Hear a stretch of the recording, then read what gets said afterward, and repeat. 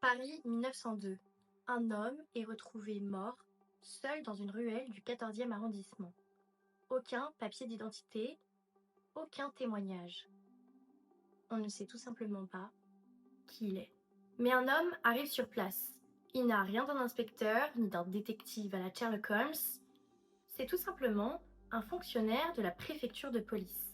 C'est un homme discret, méthodique et rigoureux. Il s'appelle Alphonse Bertillon. En quelques heures, il identifie la victime grâce à l'empreinte digitale. C'est une première au monde. Par la suite, il fournira également assez d'éléments pour retrouver le tueur. Cet homme a inventé ce que l'on appelle aujourd'hui la police technique et scientifique.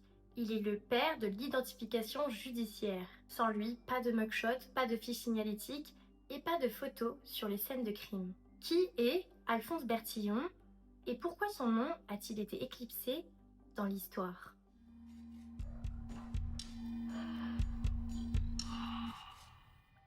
En 1879, Bertillon entre à la préfecture de police de Paris. Il n'est ni policier ni enquêteur, il est commis-rédacteur. Alors la vérité, c'est qu'il est rentré par piston grâce à son père, Louis-Alphonse Bertillon, qui est un anthropologue très reconnu. Alphonse, lui, il n'a pas vraiment de vocation, il trie des dossiers et il a pour mission de rédiger des signalements des inculpés sur des fiches. Mais au fil du temps, il va identifier un problème majeur. Dans l'état actuel, il est impossible de reconnaître un récidiviste. Je vous parle d'une époque où la carte d'identité, les empreintes digitales, n'existent tout simplement pas. On se fie aux témoignages oraux, aux témoignages qui sont parfois approximatifs, donc en fait les criminels ils peuvent changer de nom, de ville, et personne ne pourra les reconnaître. Le marquage au fer rouge est heureusement aboli à la fin du 19e siècle, ce qui veut dire qu'il n'y a aucun moyen fiable de reconnaître l'identité d'un individu. Mais Bertillon a un atout. Pendant son service militaire, il a appris la mesure anthropométrique. Il a étudié le relevé standardisé des mesurations corporelles et il va décider de l'appliquer à l'identification judiciaire. Bertillon commence à relever 11 mesures extrêmement précises sur les individus arrêtés. On peut notamment prendre la largeur et la longueur du crâne, la longueur du pied, plein de mesures de ce genre. Il va mettre au point ses propres instruments de mesure comme le compas craniométrique ou la toise murale avec un curseur mobile. Il est convaincu d'une chose, ces mesurations sont stables à l'âge adulte et presque uniques à chaque individu. Il va venir créer des fiches standards où on va pouvoir y voir des marques particulières comme les grains de beauté, les tatouages ou même il va faire une analyse des mains puisque chaque métier pour lui et surtout chez les artisans représente des caractéristiques différentes. Par exemple, chez les cordonniers, on va retrouver des mains calleuses, des doigts déformés chez les couturières. Et toutes ces informations, en fait, il va venir les regrouper dans ce qu'il appelle les fiches parisiennes, ancêtres de nos fichiers de police. Bertillon présente son idée, mais il est moqué et il manque même de se faire renvoyer. Il est vraiment vu comme un marginal, un fou. Mais en 1883, on lui donne tout de même une chance. Il a 3 mois pour retrouver un récidiviste. Et du coup, c'est quoi le résultat ? Eh bien, en 1 an, il va retrouver 241 récidivistes. Alphonse Bertillon ne s'arrête pas là. Il comprend que la photographie est un élément important et très puissant dans l'identification judiciaire. Mais par contre, il est sûr d'une chose, la photographie doit être codifiée. Il veut une photo de face, de profil, sur un fond neutre, sans expression, sans effet d'ombre. C'est le portrait signalétique. Il vient imposer une norme d'éclairage et une posture fixe.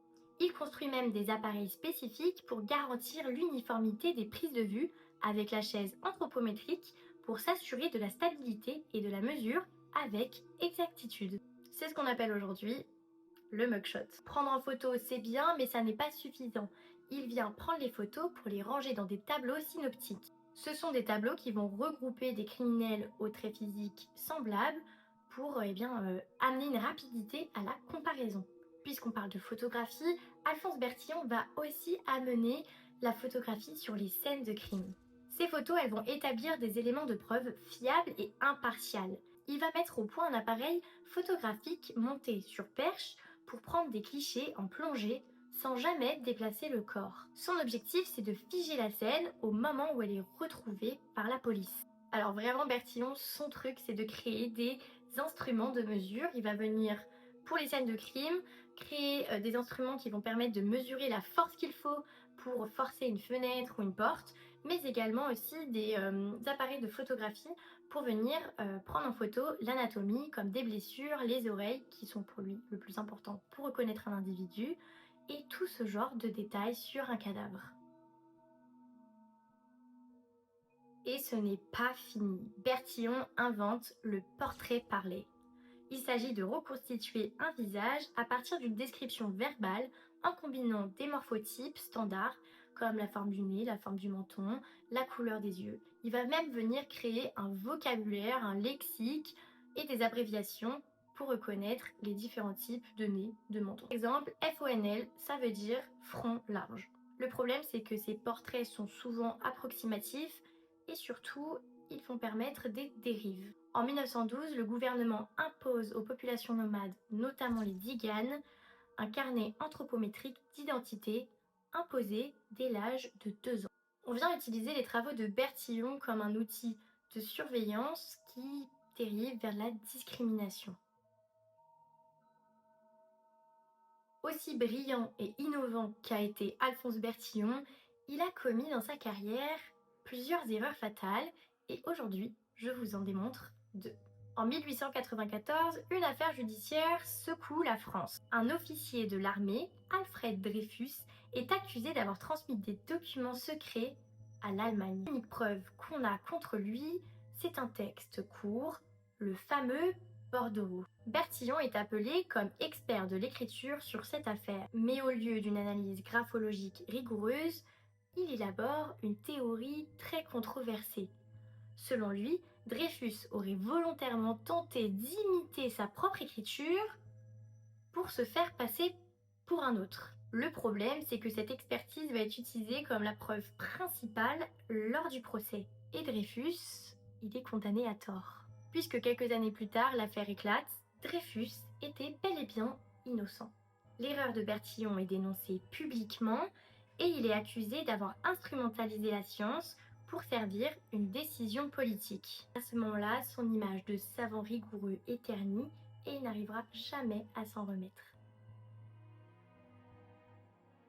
À la même époque, une nouvelle technique d'identification judiciaire entre en jeu, la dactyloscopie, c'est-à-dire les empreintes digitales. Développée notamment par Francis Galton en Angleterre et Juan Vucetich en Argentine, cette méthode repose sur un principe simple. Chaque empreinte digitale est unique et elle ne change jamais au cours de la vie. Contrairement au bertillonnage et donc à l'anthropométrie, la dactyloscopie ne demande pas d'outils, ne demande pas de calcul de mesures particulières.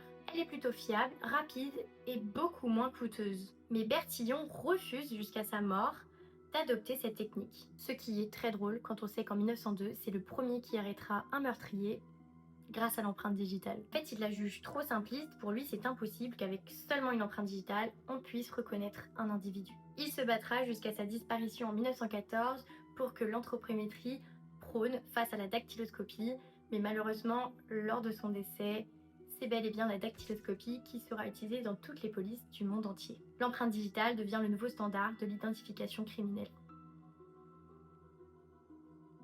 Alphonse Bertillon meurt en 1914 à l'âge de 61 ans.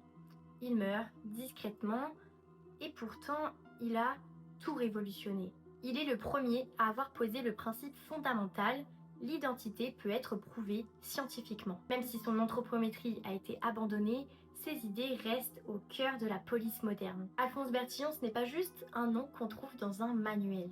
C'est l'homme qui a posé les fondations de l'enquête scientifique et ça mérite que l'on s'en souvienne. Bon, et c'est fini, j'espère que vous avez passé un très bon moment avec moi et surtout que vous avez appris des choses. N'hésitez pas à me dire en commentaire ce que vous en avez pensé et surtout si vous avez d'autres sujets et des questions sur d'autres personnages emblématiques de la criminologie, de la criminalistique. Et n'hésitez pas à me faire part des sujets dont vous aimeriez que j'aborde. Voilà, bisous.